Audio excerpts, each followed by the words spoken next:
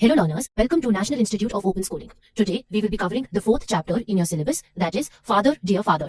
Sometimes we feel that the adults in our family do not understand us and they make us do what they think is right. Here is a letter written by a boy to his father about what he thinks of his education and the kind of education he is really interested in. This lesson is an unsent letter written by a student named Rahul to his father.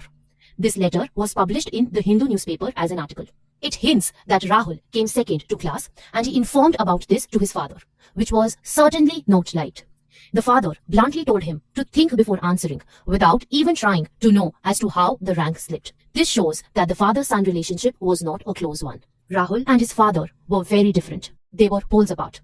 Rahul's father was a typical rigid-minded Indian parent who believed in high score. He led a complicated and boring life. He earned well and believed in the importance of money. He had a set of rules written for his son. Rahul's father had a specific approach to life and couldn't expect his son to go against this approach. He had an uncompromising attitude and had always taught his son to be molded in the mold of his beliefs. He often asked his son to think twice before studying and before answering the papers. He scolded Rahul for losing his first rank. Rahul, on the other hand, was intelligent but loved a simple and natural life. He was inspired by the lifestyle of his grandparents.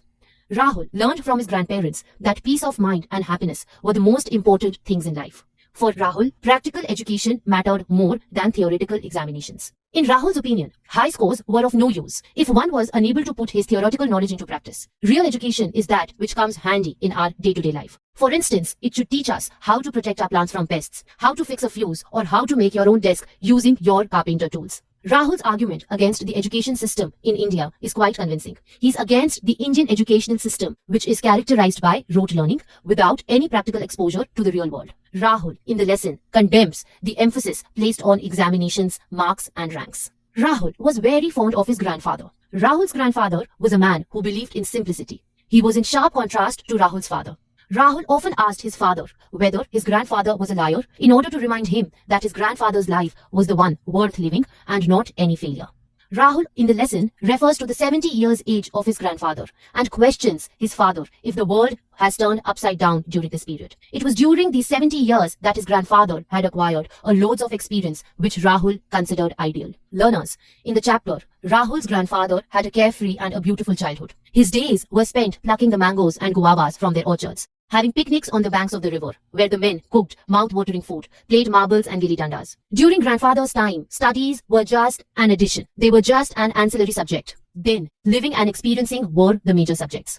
Rahul's father, on the other hand, was highly educated and provided well for the family, but was far from experiencing the many little things in life. Rahul, in the text, questions what's the point of learning things like the Pythagoras theorem or Newton's law of gravity when he doesn't use it in his departmental store. His doctor friends and his lawyer brother also don't use these theories. Rahul's grandmother was semi-literate, while his mother was highly qualified. Yet his grandmother lived a happy and contented life and was very wise. She took delight in cooking, gardening, and reading the Gita. Rahul's mother, on the other hand, was always tense and nervous. Rahul questions his father whether literacy has become a harbinger of restlessness, fear, and frustration. In the lesson, Rahul continuously ponders on whether literacy makes one restless, afraid, and frustrated. Rahul had an unpleasant experience with his biology teacher. When his rose plant was attacked by pests, Rahul wanted to seek advice of his teacher to save his plant, but the teacher got irritated as she thought it was a question out of their syllabus and asked him to approach a gardener for advice. The teacher serves as a warning to all those teachers who do not show any interest or reverence towards their profession and mold the students into mere mechanical objects. Rahul often finds it frustrating to read about things like why the apple doesn't fall upwards, what Archimedes did, hypotenuse, and relational square roots, when that doesn't help him much. All he wants to know are the stuff that helps him in his daily life, like how to keep the rose plant healthy, how to make a desk with his carpenter tools, and what to do when there is a fuse in the house.